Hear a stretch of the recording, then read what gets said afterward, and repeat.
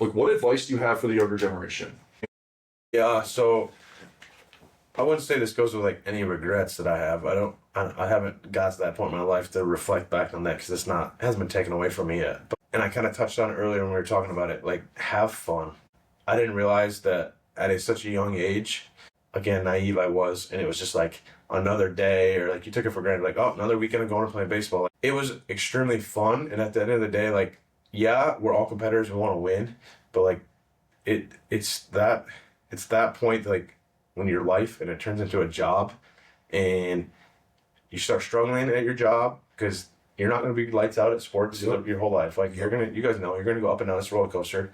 You got to figure out how to keep those emotions in the middle, but have fun, because I'm not saying where I'm at's not fun. It is. I'm at the highest level competing, like doing things that I never thought I would ever do, or parts of the country that I'd never probably go see without this industry.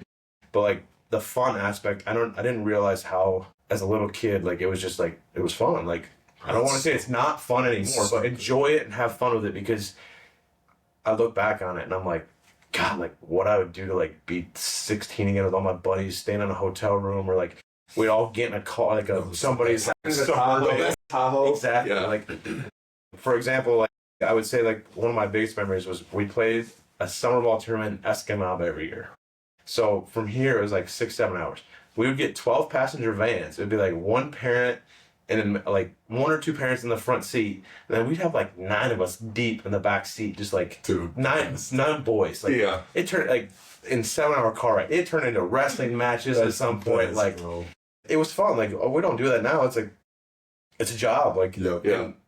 I don't want them to think, these people that listen to this, to think like, God, he doesn't have fun anymore. Because like, it is. Don't get me wrong. It's fun. Like, this lifestyle's fun, but it's a job. At the end of the day, my livelihood relies on my performance, and no matter what you do in life, it's going to cause stress when your job relies, or your performance relies on your job. For sure. 100%. In your future. 100%. Yeah. And the fun. I would say have fun with it, and like cherish those moments as a young kid, because I'm 30, I'm still doing it. It's still a child's game, but like I miss the kid feeling to it, the little kid feeling to it, right? Like, not a care in the world, like getting to travel on the weekends and hang out with the boys and go play ball, or like I don't know, but just have fun. Dude, that's such good advice. And that, like, it brings you back to like when you think of like why Christmas special as a kid is because your parents made it special, and hearing you all day talk about like having fun, and your dad was right, bro, because they did find you, right? Like having fun, because you didn't stop having fun playing the sport at 7-8 years old, and that was the foundation of your journey. Like, bro, it worked. Absolutely. It worked. Loving the game, so that way it was worth it for the sacrifice you had to put into it, right? But like that fun time with your kids, and a lot of kids put so much pressure on themselves, and with AAU and travel and all of this stuff, right? Which is why like the golden principle of like what you're doing, the sports you're playing as kids, right? Like, it's because you enjoy it, right? Yeah. And it's like the same Christmas analogy with your parents. Shout out to your mom and dad, bro. Like they allowed you to be a high performer and still have fun. Yeah. Like, it's so... Yeah, we didn't do all the... Like, we did travel well, don't get me wrong. We spent countless hours and dollars on hotels.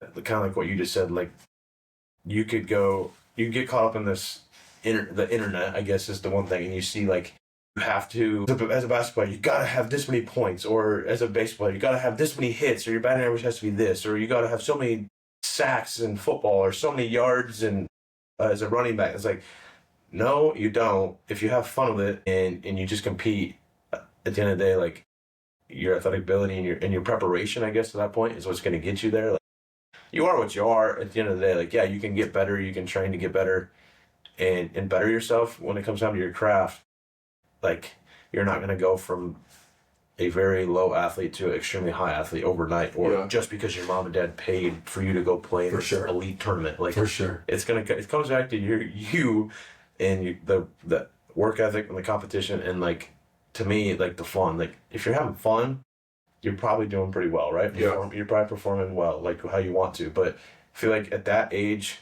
at such a young age, people, and that's kind of where, like, I want to better myself as a parent in today's world. It's like, we're gonna get caught up in like how well my kid did today, right? But at the end of the day, like, you can't go back and change your performance. Like, if the kid's having fun, he's probably doing well. And like when I don't know, I feel like we get caught up in like, well, if I pay this much money or go travel and put my kid in this sport here and this and that, he's not going to be good. Like it's not going to make him better. You can still get really good at home on a $0 budget. Yeah. And that's kind of like that's a a great answer. That's a whole nother story. Powerful.